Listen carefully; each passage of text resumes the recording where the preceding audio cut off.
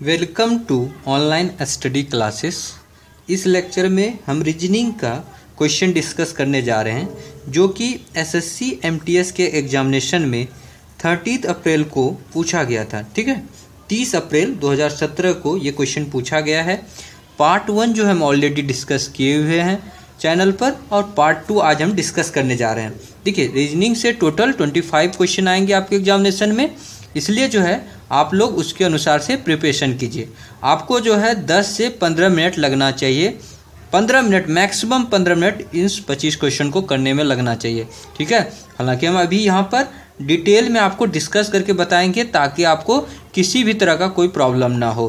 देखिए, 1 से 15 तक के क्वेश्चन हम पार्ट 1 में डिस्कस किए हैं, 16 से लेकर 25 तक का क्वेश्चन हम जो है पार्ट 2 में अभी हम डिस्कस करने जा रहे हैं। ठीक है, अगर आपको ये सब लेक्चर हम अच्छा लगता है चैनल्स पर, तो आप लोग जो है इस वीडियो को फेसबुक पर, ट्विटर पर या व्हाट्सएप पर, कहीं पर भी आपको जिस प्लेटफॉर्म पर मन हो वहाँ पर शेयर कर सकते हैं। अपने कोचिंग्स में भी दोस्तों के साथ इन वीडियो के बारे में, इस चैनल के बारे में बता सकते हैं, और ज़्यादा से ज़्यादा लोग जो है इस चैनल से जुड़ सकते हैं। ठीक है, चलिए आज के लेक्चर्स को स्टार्ट करते हैं।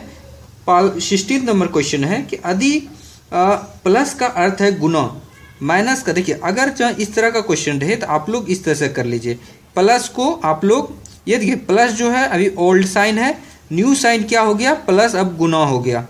माइनस का अर्थ है प्लस, और गुना जो है ये पुराना सिंबल है। अब नया सिंबल क्या कहता है, गुना का अर्थ है भाग, और भाग का जो अर्थ है वो है घटाव। ये जो है मेरा अब न्यू सिंबल बन गया। ठीक है, अब हमें जहाँ जहाँ पर प्लस मिलेगा वहाँ वहाँ मुझे गुना करना है, जहाँ माइनस मिलेगा वहाँ पर प्लस का सिंबल यूज करना है, जहाँ गुना मिलेगा वहाँ पर भाग का सिंबल यूज करना है, और जहाँ भाग का सिंबल मिलेगा वहाँ घटा का सिंबल यूज करना है। ये मेरा अब न्यू सिंबल है, नया सिंबल है, ये मेरा ओल्ड सिंबल था। देखिए, इस क्वेश्चन में आपको ओल्ड सिंबल देके आपसे पूछा गया है कि इसका आपको न्यू सिंबल में जहाँ जहाँ पर नया नया सिंबल यूज कर लीजिए, और उसका सॉल्व करके बताइए कि इस इक्वेशन का मान कितना होगा। तो देखिए हम लिख रहे हैं 12। उसके बाद देखिए गुना का सिंबल है, गुना को हम लोग क्या जानते हैं, भाग, तो यहाँ पर लिख लीजिए भाग 2। ठीक है, फिर देखिए यहाँ पर प्लस का साइन है, प्लस को क्या लिखते हैं, गुना, तो गुना 6 लिख दीजिए। फिर देखिए माइनस है, माइनस को क्या लिखते हैं, प्लस, नया में प्लस 7 हो गया। अब देखिए यहाँ पर प्लस का सिंबल है, प्लस को क्या लिखते हैं, फिर गुना लिखते हैं, तो गुना 5 लिखिए। इसको सॉल्व कर लीजिए। तो देखिए पहले भाग का करेंगे, तो 12 भाग 2 कीजिएगा तो क्या हो जाएगा, 6। 6 गुना 6 प्लस 7 गुना 5, तो ये देखिए 6 गुना 6 कितना हो गया, 36 हो गया, और 7 गुना 5 कीजिएगा तो कितना होगा, 35 होगा। तो 36 प्लस 35 कीजिएगा तो 6 5 11, 3 3 6 1 7 71। ठीक है, 71 तो है ही नहीं ऑप्शन में। रुकिए एक सेकेंड, तो यहाँ पर अगर देखा जाए तो 71 आ रहा है हम लोगों का। तो एक बार फिर से इसको चेक कर ले, क्योंकि देखिए यहाँ पर ऑप्शन जो है ABCD ऑप्शन जो दिया गया है उसमें तो 71 तो कहीं पर है ही नहीं। एक बार और चेक कर लेते हैं, यहाँ पर लिख लेते हैं इस इक्वेशन को। ये आई होप मेरा क्वेश्चन तो सही है। ठीक है, क्वेश्चन को एक बार हम फिर से मैच करा लेते हैं। क्वेश्चन तो ठीक लग रहा है, बाकी देखिए आंसर नहीं मैच कर रहा है। देखिए 12 गुना है, गुना को क्या लिख सकते हैं, गुना का अर्थ है भाग, तो भाग लिखते हैं, तो गुना 1/2 लिख देते हैं, ये भाग हो गया ना, 2 से भाग कर दिए। प्लस, प्लस का क्या अर्थ है, प्लस का अर्थ है गुना, गुना 6। माइनस का क्या अर्थ है, ऊपर में है, मतलब ये गुना ऐसे रखिए बड़ा सा। माइनस का क्या अर्थ है, माइनस का अर्थ है प्लस, माइनस का अर्थ है प्लस, प्लस 7। प्लस का अर्थ है गुना, गुना 5। ठीक है, तो मेरे पास ये है, इसको करते हैं सॉल्व। 2 6 12, 6 गुना 6 करेंगे तो क्या होगा, 36 होगा, प्लस 7 गुना 5 करेंगे तो 35 होगा। ये मेरा 71 ही आ रहा है अगर मेरा ये क्वेश्चन है। तो ये जो है कोई भी ऑप्शन मैच ही नहीं कर रहा है इसमें।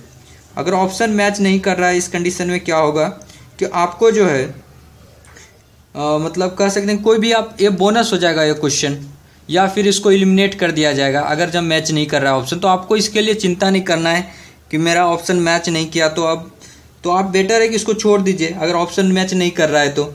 गलत टिक करने से अच्छा है कि मतलब आप टिक ही मत कीजिए इसको, ठीक है।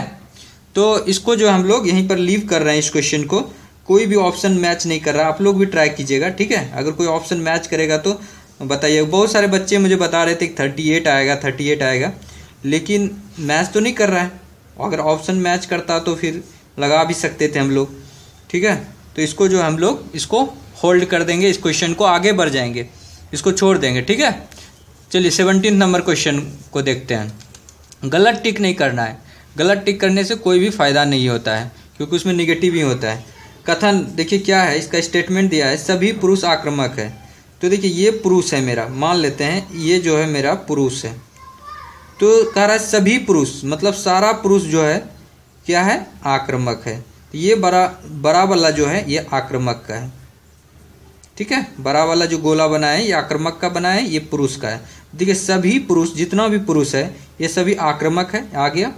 फिर है सभी बच्चे आक्रामक है। तो देखिए सभी बच्चे, यहाँ पर ये बच्चे वाला बनाते हैं, और ये जो है सभी बच्चे कह रहा है कि आक्रामक है, तो ये आक्रामक है। पढ़ते हैं स्टेटमेंट को। कहता है पुरुष बच्चे हैं। पुरुष और बच्चा के बीच में कोई रिश्ता है क्या? पुरुष और आक्रामक के बीच में रिश्ता है, बच्चा और आक्रामक के बीच में रिश्ता है। तो कह रहा है कि पुरुष बच्चे हैं क्या, तो इसके बीच में कोई भी इस तरह का रिलेशन है ही नहीं, दोनों अलग अलग है। बच्चे पुरुष हैं क्या, बच्चे पुरुष हैं, ये भी गलत है, ये दोनों के बीच में कोई रिश्ता नहीं है। तो आप कह सकते हैं इसमें कि ना तो निष्कर्ष फर्स्ट और ना ही निष्कर्ष सेकेंड निकलता है, तो ये बी ऑप्शन हो जाएगा, ठीक है।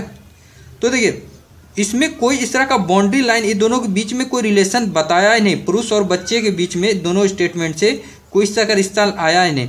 पुरुष और आक्रामक के बीच में आया, बच्चे और आक्रामक के बीच में आया, लेकिन पुरुष और बच्चे के बीच में क्या रिलेशन है, ये इसका सबसेट है नहीं है, कितना बच्चे हैं। देखिए इस कंडीशन में क्या होता है ना, जब सभी वाला कंडीशन हो तो अगर आप एक को भी अगर गलत कर देते हैं तो वो सेंटेंस गलत हो जाता है।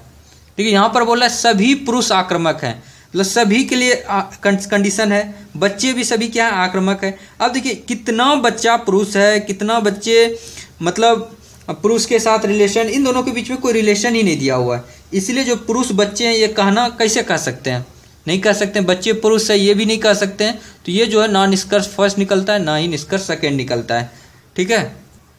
आगे बढ़ते हैं, 18 नंबर क्वेश्चन देखते हैं कि एक व्यक्ति एक स्थान से दक्षिण की ओर चलता है, वह समकोण पर दाएं मुड़ता है। देखिए इस तरह से बना लीजिएगा, जो हम लोग बनाते हैं ईस्ट, इसको वेस्ट बोलते हैं, इसको नॉर्थ बोलते हैं, इसको साउथ। ये दिशा के लिए आप लोग बना लीजिएगा।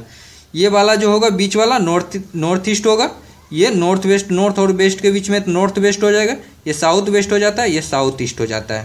तो कहता है कि एक बच्चा जो है एक स्थान से दक्षिण की ओर चलता है। देखिए ये 1 पॉइंट, एक स्थान, 1 प्लेस, अगर इस तरह का क्रॉसिंग पॉइंट, तो ये पॉइंट को आपको मानना है, कहना ये चाह रहा है। क्रॉसिंग पॉइंट भी बोलेगा, देखिए ये क्रॉसिंग पॉइंट है।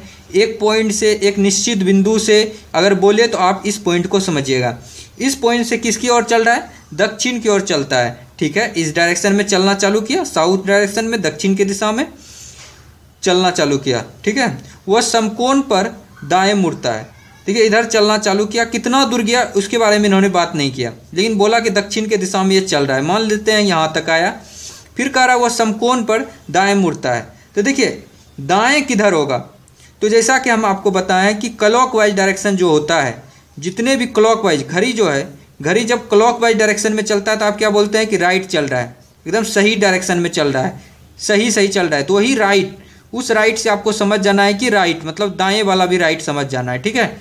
ऐसे इस राइट का मतलब होता है सही, तो राइट का मतलब दाएं भी होता है, तो आपको समझ जाना है दाएं मुड़ जाना है।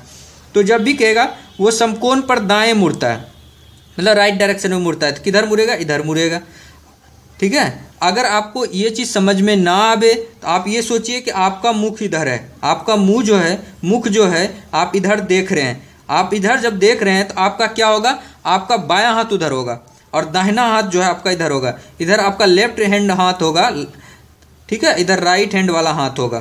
तो अब देखिए वो क्या कह रहा है कि वो समकोण पर दाएं मुड़ता है, तो इधर दायां मुड़ गया, ठीक है, ये दायां मुड़ गया, क्लॉकवाइज डायरेक्शन में मुड़ गया। फिर वहाँ से समकोण पर दाएं मुड़ता है, फिर दायां मुड़ेगा तो क्लॉकवाइज डायरेक्शन तो यही होगा ना, तो फिर इधर मुड़ गया। ठीक है, कहाँ तक मुड़ा ये नहीं बता रहा है, वो इस समय किस दिशा में चल रहा है। तो ये देखिए इसका दिशा कौन सा है, इस डायरेक्शन में यहाँ तक पहुँचा ना, इधर इस डायरेक्शन में यहाँ आया, यहाँ से दायां मुड़ा, तो ये देखिए किस दिशा में चल रहा है, तो ये नॉर्थ के दिशा में चल रहा है। अगर यहाँ तक भी चला तो ये किस दिशा में चल रहा है, इसका मुख किधर है, तो इसका मुख जो है उत्तर की दिशा में है। तो यहाँ देखिए पहला ऑप्शन दिया है उत्तर की दिशा में, तो ये आपका उत्तर की दिशा में हो जाएगा। ठीक है, बहुत ही आसान क्वेश्चन था। चलिए 19 नंबर चलते हैं। कहता है कागज को जो है मोड़ कर काटने तथा खोलने के बाद किस प्रकार की उत्तर आकृति जैसा दिखाई देगा।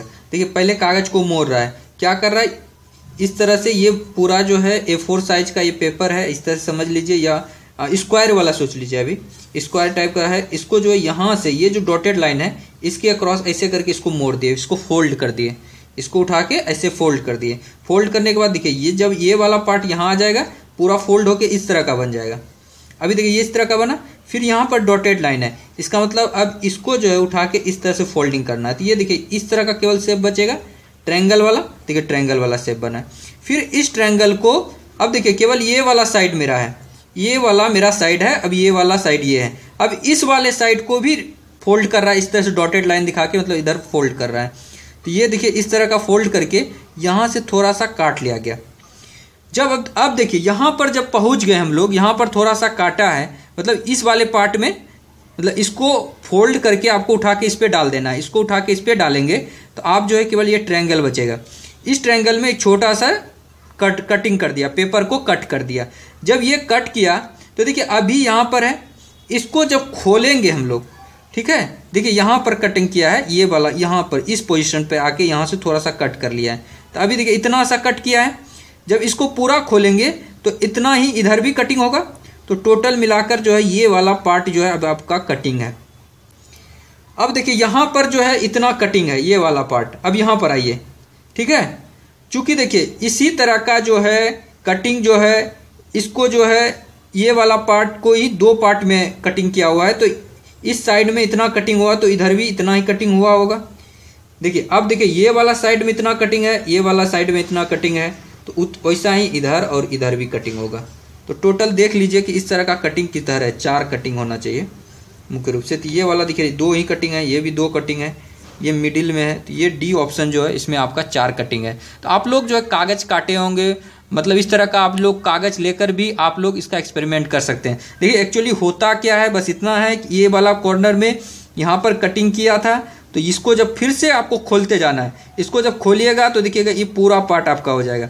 अब देखिए इसी का जो सिमेट्री होता है, उसी सिमेट्री के आधार पे जब एक साइड पर एक कटिंग है तो उसी तरह से दूसरे साइड पे भी एक कटिंग आएगा। इसको जब खोलेंगे तो फिर देखिए ये 2 कटिंग है, इसको फिर से इधर से खोलेंगे, ओपन करेंगे तो फिर इस तरह का 2 कटिंग आएगा। तो ये आपका डी ऑप्शन सही हो जाएगा। ठीक है, अगर आपको एक्सपेरिमेंट करना है तो एक्सपेरिमेंट भी करके देख लीजिएगा। चलिए आगे नेक्स्ट क्वेश्चन है कि दी गई आकृति में कितने आयत हैं, रेक्टेंगल कितना है। तो देखिए एक रेक्टेंगल तो बहुत बड़ा वाला रेक्टेंगल है, ये तो आपको सबको दिख रहा होगा, तो इसको 1 मान लेते हैं क्योंकि भूल जाते हैं बच्चे बाद में जोड़ने के लिए बड़ा वाला को। 1 तो बड़ा वाला है, मेरा काम खत्म हो गया। अब देखिए छोटा छोटा देखिए कितना है, एक ये है, 2 3 4, 4 तो दिख रहा है ना, एक ये दिख रहा है, 2 3 4, तो टोटल 4 ये होगी। ठीक है, अब देखिए इस तरह का रेक्टेंगल को देखिए, एक रेक्टेंगल ये दिख रहा है आपको बड़ा वाला, ये वाला रेक्टेंगल, और एक जो है उसके नीचे छोटा वाला, तो ये 2 रेक्टेंगल दिख गया होगा, तो इसको 2 लिखते हैं। एक रेक्टेंगल देखिए ये वाला है और उसके इधर वाला एक रेक्टेंगल है, तो फिर ये 2 लिखना है। तो कितना हो गया, 4 2 6 2 8 1 9, टोटल 9 रेक्टेंगल है। तो ये आपका बी ऑप्शन हो जाएगा। देखिए जितना ज़्यादा रेक्टेंगल हो सके उतना बनाने का कोशिश कीजिए। अगर ट्रायंगल पूछता तो जितना ज़्यादा ट्रायंगल हो सकता है उतना खोजने का कोशिश कीजिए, तो अल्टीमेट जो है आप आंसर के करीब पहुंच जाएंगे। तो यहाँ पर कैसे कैसे किए, देखिए एक बड़ा सा रेक्टेंगल है, एक उसके लिए लिखे हैं, एक बड़ा सा ये वाला, फिर उसके बाद देखिए छोटा छोटा 4 है, 1 2 3 4, उसके लिए 4 लिखे। उसके बाद देखिए इसमें 2 पार्ट में इस रेक्टेंगल को डिवाइड किए हैं, बड़ा वाले को, एक ये है एक ये है, 2 लिखे इसके लिए, एक इधर वाला एक इधर वाला, 2 लिखे इसके लिए। तो 4 2 6 2 8 1 9, 9 रेक्टेंगल है। निम्नलिखित में से कौन सा आरेख बाघ हाथी पशु के बीच में कर रहा है कि सही रिलेशन को स्टैब्लिश कर रहा है, कौन सा ऐसा आरेख है। तो देखिए बाघ हाथी और पशु, तो ये पशु है, बाघ और हाथी दोनों क्या है, पशु है। तो एक अगर पशु है, ये इसको मान लेते हैं पशु, ठीक है, तो इसी के अंदर में बाघ भी आ जाएगा, इसी के अंदर में हाथी भी आ जाएगा, ठीक है, दोनों आ जाएगा। तो ये देखिए ये वाला पशु है, इसके अंदर में बाघ और हाथी दोनों आ गया, क्योंकि बाघ हाथी दोनों तो पशु है ना, तो पशु के अंदर में ही आएगा बाघ हाथी। किसमें से किसी में भी इस तरह से नहीं दिखाया गया, तो बस केवल ये आरेख है जो दिखा रहा है, ठीक है। आप लोग जो है रीजनिंग का जो 15 सेट हम डिस्कस किए हुए हैं उन सारे सेट को बनाइए। इस तरह का क्वेश्चन आप कम से कम 15 क्वेश्चन तो जरूर कर लीजिएगा। अगर 15 क्वेश्चन कर लीजिएगा तो आपको आइडिया लगने लगेगा। तो सारे सेट को आप लोग देखिए, प्रीवियस ईयर का क्वेश्चन देखिए, इंग्लिश का जो है बहुत अच्छे से डिस्कस किए हुए हैं, इंग्लिश के भी सारे सेट को भी देखिए, और मतलब इंग्लिश का जो कॉमन एरर का सेट है उसको भी डिस्कस किए हुए हैं, उन सारे चीज़ को देखिए, आपको कॉन्फिडेंट आएगा। चलिए 22 नंबर देखते हैं। इसमें देखिए किस तरह का होना चाहिए। देखिए ये जो ब्लैक से बना रहे हैं, ये वाला मेरा अभी का बना रहे हैं, देखिए इसको ऐसे मिलना चाहिए था, इसको यहाँ से मिलना चाहिए था। ये खाली स्थान में आपको भरना है कि किस तरह का ये आकृति पूरा करेगा। दूसरा देखिए यहाँ से स्टार्ट है, इन दोनों में नहीं सटा हुआ है, देखिए ऐसा होना चाहिए था। तो देखिए इस तरह का आकृति किस में बना हुआ है, इसमें है क्या, यहाँ पर देखिए एक लाइन आ गया, ये वाला में है पूरा, देखिए ये है। ये वाला हो सकता था क्या, देखिए यहाँ पर सट गया, तो ये नहीं हो सकता है। ये वाला हो सकता था, ये भी नहीं हो सकता, क्योंकि यहाँ पर एक लाइन होना चाहिए था जो कि ये लाइन कंप्लीट करता है। तो ये बी ऑप्शन केवल आपका सही होगा। बहुत ही आसान क्वेश्चन था। चलिए करा, दी गई आकृति में से उस आकृति को चुनिए जिसमें प्रश्न आकृति निहित है। देखिए ये प्रश्न आकृति आपका है, ये 3 आकृति जो है, ऐसा उत्तर आकृति खोजना आपको, ऐसा आंसर खोजना है जिसमें कि इन तीनों आकृति जो है निहित है, उसके अंदर समाहित है। तो देखिए अगर इसमें देखा जाए ए ऑप्शन में, तो देखिए इसमें ये वाला जो है थोड़ा बड़ा है, ये छोटा है। चूंकि देखिए यहाँ रेक्टेंगल है, अगर इसमें देखा जाए तो ये वाला है और ये थोड़ा सा बड़ा है, मतलब इस ढंग से ये मैच कर रहा है। दूसरा देखा जाए इसको, ये जो है थोड़ा टिल्टेड है, टिल्टेड होके उसके ऊपर एक ट्रायंगल बना हुआ है। तो देखिए टिल्टेड का कहीं पर भी यहाँ पर आ नहीं रहा है, टिल्टेड किसी तरह से नहीं बन रहा है इस ढंग का टिल्टेड, तो ये जो है मेरा गलत हो जाएगा। उसी तरह से ये भी गलत हो जाएगा, इसमें भी इस तरह का टिल्टेड नहीं आ पाएगा। फिर यहाँ पर देखें तो इसमें भी ये जो पार्ट है ये थोड़ा सा मतलब इस तरह से आप स्क्वायर समझ लीजिए इसको, इसमें भी टिल्टेड का ये नहीं आ पाएगा, तो इसलिए ये भी गलत हो जाएगा। इसमें देखिए एक लाइन ड्रॉ करके इस तरह से टिल्टेड दिखाने की कोशिश किया है, ये जो है यहाँ से मिला हुआ है, तो ये वाला पार्ट थोड़ा सा कम है और ये वाला पार्ट थोड़ा ज़्यादा है। तो यही चीज़ को हम यहाँ भी दिखा रहे हैं, ये थोड़ा सा कम है, ये थोड़ा सा ज़्यादा है, इस तरह का टिल्टेड होना चाहिए। उसके ऊपर जो है ये ट्रायंगल बना हुआ है, तो ये देखिए यहाँ से एक ट्रायंगल बना हुआ है, ठीक है, और ये वाला पोर्शन में ये एक ट्रायंगल बना हुआ है। तो इस तरह से, या फिर आप इस ट्रायंगल को भी ले सकते हैं। तो ये जो है पूरा मतलब कंप्लीटली रूप से तीनों फिगर को मैच कर रहा है, और इस तरह का देखिए यहाँ पर जो है ये भी बना हुआ है। तो सारे फिगर समाहित हैं, जो जिस पार्ट में वो पार्ट आपका आंसर हो जाएगा। तो ये जो है आपका डी ऑप्शन पार्ट आंसर आ जाएगा।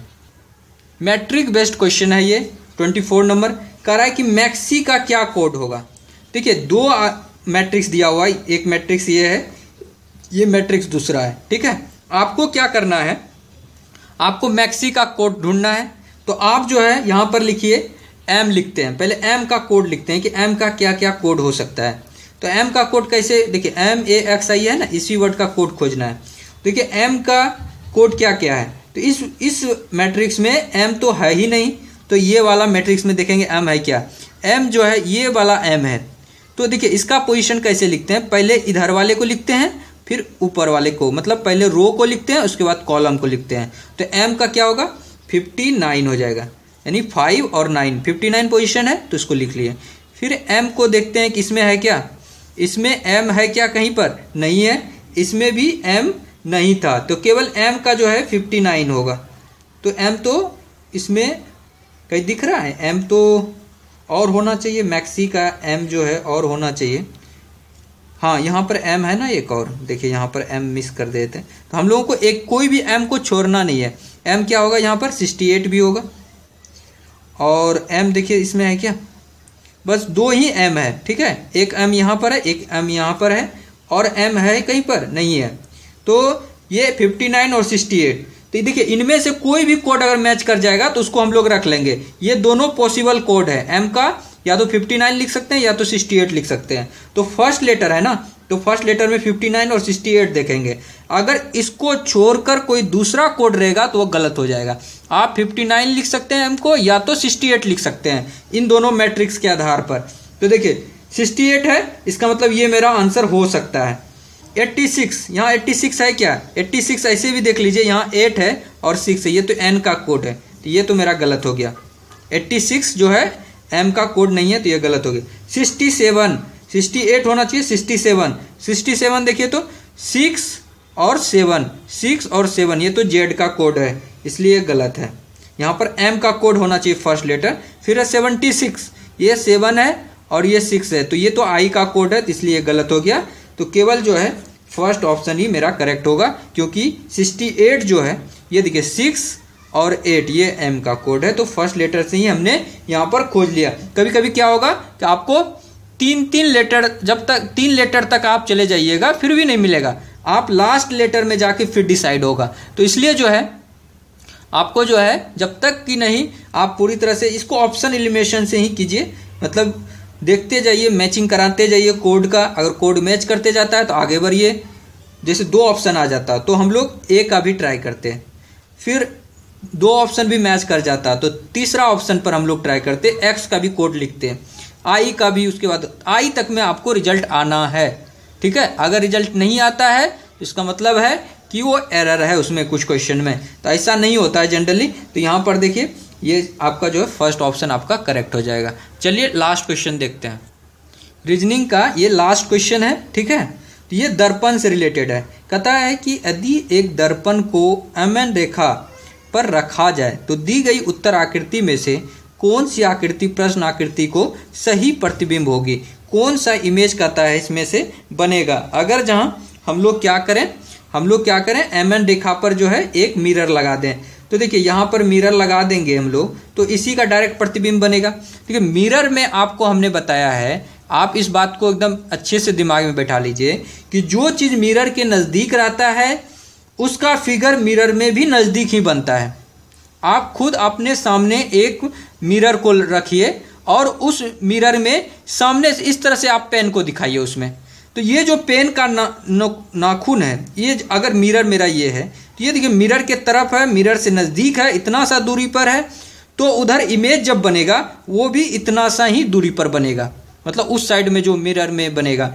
यानी ये नाखून के ऐनक की तरफ है तो उधर से भी आपके तरफ, मतलब उसी ऐनक की तरफ जो है मतलब ये इधर की तरफ मुड़ा हुआ है तो उधर से भी इमेज भी इधर तरफ ही मुड़ा होगा। ऐसा नहीं होगा कि इधर से के तरफ है तो उधर भी इधर के ही तरफ से बना हुआ होगा, नहीं, आप इधर से दिखा रहे हैं तो वो भी उधर से इसी तरह से दिखा रहा है। मतलब जो चीज़ मिरर के नज़दीक है उसका इमेज भी मिरर के नज़दीक ही बनेगा। कहने का क्या मतलब है? कहने का मतलब ये है कि ये अगर डार्क पार्ट और ये देखिए वाइट पार्ट है, तो ये डार्क पार्ट मिरर के नज़दीक में है, देखिए ज़्यादा नज़दीक में है ना, इतना सा दूरी पर है, और ये वाइट वाला पार्ट इतना दूरी पर है। तो अब जो इमेज बनेगा वो भी ये जो डार्क पार्ट वाला होगा इतना सा ही दूरी पर होगा। ठीक है, ये वाला और ये वाला जो है इससे दूर होगा, व्हाइट वाला पार्ट दूर होगा। तो देख लेते हैं कि कौन सा ऐसा आंसर है जिसमें कि डार्क पार्ट नज़दीक है। तो इसमें देखिए व्हाइट वाला पार्ट नज़दीक है, क्योंकि इसको जाके उठा के यहाँ पे रखना है, ये गलत हो जाएगा। इसमें देखिए डार्क वाला पार्ट नज़दीक है और व्हाइट वाला पार्ट जो है दूर है आपका, तो ये जो है मेरा आंसर हो सकता है। फिर देखिए इसको मैच कराते हैं, इसमें व्हाइट वाला पार्ट नज़दीक है तो पहले व्हाइट वाला पार्ट आना चाहिए, ये जो है क्रॉस वाला जो है दूर होना चाहिए, तो इसमें है, तो ये मेरा आंसर हो सकता है, तो ये आंसर सही है। बाकी देखिए दोनों जो है इसमें ये तो पूरी तरह से गलत है, क्योंकि यहाँ पर एक तो डार्क है, यहाँ पर अपने मन से इन्होंने क्रॉस लगा दिया, ये भी पूरी तरह से गलत हो जाएगा। क्यों गलत हो जाएगा? क्योंकि ऐसा नहीं होता है, यहाँ पर जो है लगा हुआ है ये क्रॉस का साइन, ये वाला लाइन खिंचा हुआ है, तो ये यहाँ पर अपने मन से दोनों डार्क थोड़े हो जाएगा, एक तो क्रॉस नहीं रहेगा, मतलब इसी तरह का साइन रहेगा। मिरर ऐसा कुछ नहीं करता, आप जिस तरह का फेस देखते हैं उसमें कोई भी चेंजेस नहीं लाता, वो एग्जैक्टली आपका जिस तरह का फेस पर जिस तरह का भी चीज़ें हैं उस चीज़ को दिखा देता है, तो वो चेंज नहीं करता है। देखिए यहाँ पर इस तरह का है तो ये अपने मन से इस तरह का पूरी तरह से डार्क नहीं करेगा। बस इतना सा आपको याद रखना है कि जो मिरर के नज़दीक में है, जो पार्ट नज़दीक है उसको नज़दीक में ही बनेगा, जो मिरर से दूर है वो दूर में ही उसका इमेज बनेगा। तो इस कंसेप्ट को अगर आप लोग याद रखते हैं तो बी ऑप्शन आसानी से टिक कर दीजिएगा। ठीक है, तो ये जो है रीजनिंग का जो ऑल 25 क्वेश्चन जो 30 अप्रैल को पूछा गया था फर्स्ट सिटिंग में, उसको हमने आपके साथ डिस्कस कर दिया। ठीक है, उम्मीद है कि आपको ये लेक्चर अच्छा लगा होगा। अगर आपको लेक्चर अच्छा लगता है तो आप लोग इस वीडियो को लाइक कर सकते हैं, शेयर कर सकते हैं। ठीक है, शेयर करना इसलिए ज़रूरी है जो भी बच्चे कोचिंग एफर्ट नहीं कर पाते हैं वो लोग भी इसका फ़ायदा उठा सके। और चूंकि अभी एग्जामिनेशन का टाइम है, अगर आप लोग शेयर करते हैं तो ये वीडियो जो है बहुत सारे स्टूडेंट के लिए बहुत ज़्यादा हेल्पफुल हो जाएगा। आप लोग फेसबुक पर, ट्विटर पर, व्हाट्सएप पर, बहुत सारे सोशल मीडिया के प्लेटफॉर्म है, वहाँ पर आप लोग शेयर कर सकते हैं। आप अब कोचिंग जाते हैं तो अपने दोस्त के साथ भी शेयर कर सकते हैं। ठीक है, ज़्यादा से ज़्यादा लोगों के बीच में इस वीडियो को शेयर कीजिए और इसी तरह जो है हम आपके लिए हर दिन वीडियो लाने का कोशिश करेंगे। ठीक है, ताकि आपको ज़्यादा से ज़्यादा फ़ायदा हो सके। आप लोग शेयर करना नहीं भूलिएगा। Thank you so much friend for watching this video. Thank you.